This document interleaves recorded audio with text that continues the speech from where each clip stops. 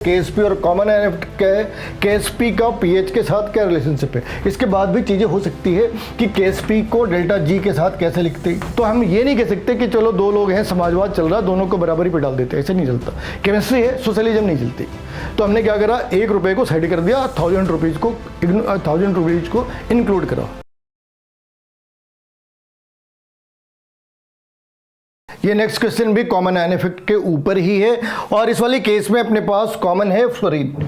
ये जो फ्लोरीन है ये कॉमन है अपने पास, ये फ्लोरीन कॉमन है दोनों साइड पे, एक केफ है और दूसरी CaF2 है। अब CaF2 के कॉम्पैरेटिवली केफ एक स्ट्रॉन्गर इलेक्ट्रोलाइट है, ये स्ट्रॉन्गर इलेक्ट्रोलाइट है। अब यहाँ पे केएफ की जो केएसपी है वो कितनी दे रखी है, 10⁻⁻11। तो हम रफली बात कर लिए तो 10⁻⁻5 के आसपास इसकी सॉल्युबिलिटी आनी चाहिए, लेकिन है कितनी, 0.2 है। कहाँ पे, केएफ में। तो केएफ ने प्रोवाइड करा जो फ्लोराइड वो है 0.2, और अगर हमने CaF2 को लिखी तो क्या लिख सकते हैं भाई, Ca2 positive plus 2F negative. So this can be written as S, this can be written as 2S plus 0.2। अब ये 2S plus 0.2 है, तब भी हम इसे लिखेंगे 0.2। और अगर हमने इसकी केएसपी डाली तो केएसपी क्या लिखा भाई, S multiplied by 0.2 whole square. KSP की वैल्यू कितनी है, 4.1 into 10⁻⁻11 divided by 0.2 whole square. So this is going to be 4. So this is roughly 10⁻⁻10. This is roughly 10⁻⁻10. 1 into 10⁻⁻10। तो ये तरीके हैं। हमने इस बात का ध्यान रखना है कि जो स्ट्रॉन्गर इलेक्ट्रोलाइट है उसने कितना कंट्रीब्यूट करा, ऑन एन एवरेज वो इतना कंट्रीब्यूट करते हैं कि 2S 3S 4S 5S जितने भी हों। अगर इस वाली केस में भी हमने काउंट कर लिए तो 10⁻5 टाइम्स और 10⁻1 टाइम्स, यानी कि 10⁻4 टाइम्स का 10,000 गुने का फर्क है। तो 10,000 में 10,000 के अंदर हमने 2 ऐड कर दी या 4 ऐड कर दी, या हमने 8 ऐड कर दी, या हमने 16 ऐड कर दी या सब्सट्रैक्ट कर दी। 10,000 के अंदर हमने 2, 4, 16, 18, 64 ऐड कर दी, सब्सट्रैक्ट कर दी, उससे फर्क ही क्या पड़ता है। अब इस वाले केस के अंदर में कॉमन आयन इफेक्ट तो नहीं है, लेकिन हमें पीएच फाइंड आउट करनी है। इसके नेक्स्ट स्टेज के अंदर इसके अंदर एक कॉमन आयन इफेक्ट भी क्रिएट कर सकते हैं। अभी तो इन्होंने सीधी सीधी बात करी है कि हमने कैल्शियम हाइड्रोक्साइड लिया और पानी के अंदर डिजॉल्व कर दी, ठीक है, पानी के अंदर आपने कैल्शियम हाइड्रोक्साइड को डिजॉल्व कर दी। तो यहाँ से आना क्या है, यहाँ से OH नेगेटिव आनी है। कितनी OH नेगेटिव आनी है, तो लॉजिक बहुत सिंपल है कि CaOH होल 2 को अगर तुमने डिसोसिएट करा तो Ca2 positive plus 2OH negative आने हैं। अगर ये S है तो ये 2S है, तो KSP आ गई अपनी 4S3। उसने क्या पूछा है, उसने पूछा है आप इसके पीएच निकालें। तो भाई अगर अपने पास OH नेगेटिव की कॉन्सेंट्रेशन हो, OH नेगेटिव की कॉन्सेंट्रेशन हो, तो हम इसे पीएच के साथ, मतलब डायरेक्टली नहीं कह सकते, लॉग फॉर्म में लेकर पीएच के साथ निकाल सकते हैं। तो अपना सारा फोकस OH नेगेटिव की कॉन्सेंट्रेशन के ऊपर है, यानी 2OH के ऊपर है। तो इस वाली केस में S कितनी आ गई, KSP कितनी है अपनी, 7.9 into 10⁻⁻6 by 4 and cube root. तो हमने इसकी क्यूब रूट लगा ली और इसको तुमने अगर 8 मान लिया तो ये 2 है। तो 2 इंटू 10⁻⁻6, 2 इंटू 10⁻⁻6, तो अगर तुमने इसकी निकाली क्यूब रूट तो ये करीब 1.25 के अप्रॉक्स आ जानी है, -2। ये वैल्यू है S की, लेकिन OH की कॉन्सेंट्रेशन 2S है। तो OH ये तो आ गई S, OH कितनी आ गई, OH आ गई 2 इंटू S, तो ये कितनी है 2 इंटू 1.25 इंटू 10⁻⁻2, तो ये आ गई 2.5 इंटू 10⁻⁻2, 2.5 इंटू 10⁻⁻2। तो POH कितनी है, तो माइनस लॉग 2.5 इंटू 10⁻⁻2, तो लिख सकते हैं 2 माइनस लॉग 2, लॉग 2.5। तो ये कितनी आ गई, 2 माइनस 2.5 की लगा ली, अगर 3 की लगा ली होती अगर log 2 की लगाई तो 0.3 है, तो इसकी 0.4 लगा लो अप्रॉक्सीमेटली, तो ये आ गई 1.6।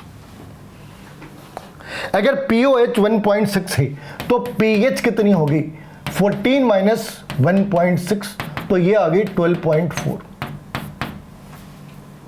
तो यहां पे क्या करा कि यहां पे हमने फाइंड आउट करी कि OH की कॉन्सेंट्रेशन कितनी आ रही, और इसमें S नहीं निकाला, इसमें 2S निकाली। अगर वो 3S होती तो 3S निकालते।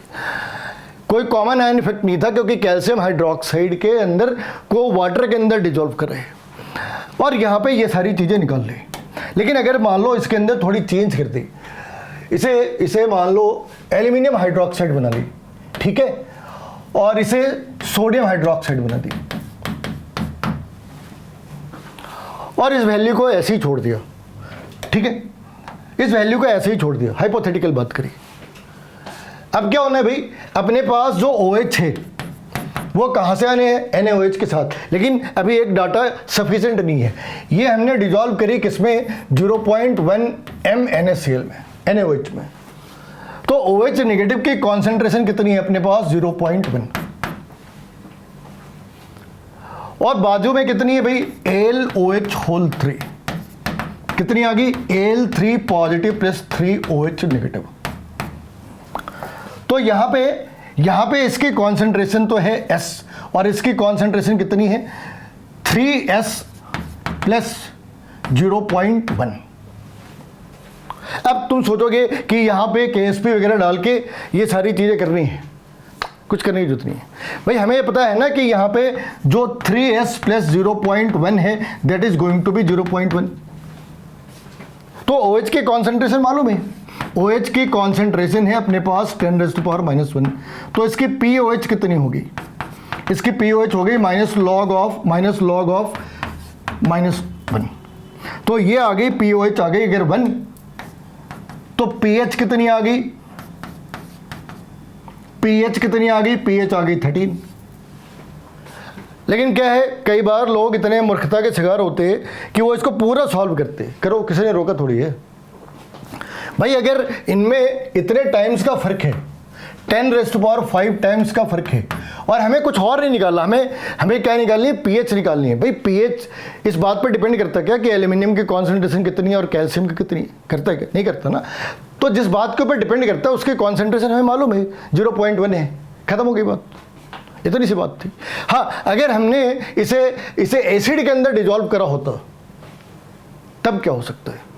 मेडिकल में ये चीज़ें नहीं आती, लेकिन जो अगली वीडियो होगी वो इंजीनियरिंग के पॉइंट ऑफ व्यू से बननी है, IIT के पॉइंट ऑफ व्यू से बननी है, और वहाँ पे इनके ऊपर भी न्यूमेरिकल्स आने हैं, आने हैं। मेडिकल के अंदर तुम्हें सिर्फ इनके रिलेशनशिप का आइडिया होना चाहिए कि ये एक दूसरे के साथ कैसे रिलेटेड है। तो यहाँ पे लिखा delta G is directly proportional to KSP with the negative sign. ध्यान रखना, ये नेगेटिव साइन की इंपॉर्टेंस लेना, नेगेटिव साइन के साथ ये है प्रोपोर्शनल। वैसे ही यहाँ पे हमने KSP और डेल्टा H के बीच का रिलेशन देखना है, यहाँ पे हमने E और KSP के बीच का रिलेशन देखना है। मेडिकल के अंदर वो तुम्हें फॉर्मूले फाइंड आउट करने कहते, लेकिन इंजीनियरिंग के अंदर हमें इसके ऊपर प्रॉब्लम सॉल्व करनी है। एक बार तुम सोचो कि अगर हमने एल्यूमिनियम हाइड्रोक्साइड को यहाँ पे HCl के अंदर डाल दिया होता तो क्या होता?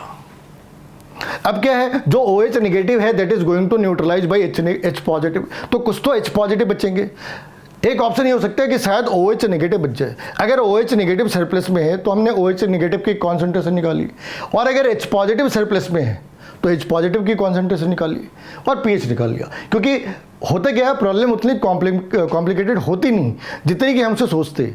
अपनी प्रॉब्लम क्या है, बिना एक्सरसाइज करे 6 पैक एब्स चाहते, बिना मेहनत करे टॉप करना चाहते। बस ये जो माया मोह है ना, इसी माया मोह ने लोगों को परेशान कर रखा है। तुमने अगर कभी बैठ के ढंग से न्यूमेरिकल बनाए हो ठंडे दिमाग से, सारी चीजें बहुत ही आसान है। Make sure to follow me on Telegram, Instagram. ID has been provided here, and don't forget to like, subscribe, share the content. We'll see you soon in the next video. Till then, be consistent, be focused.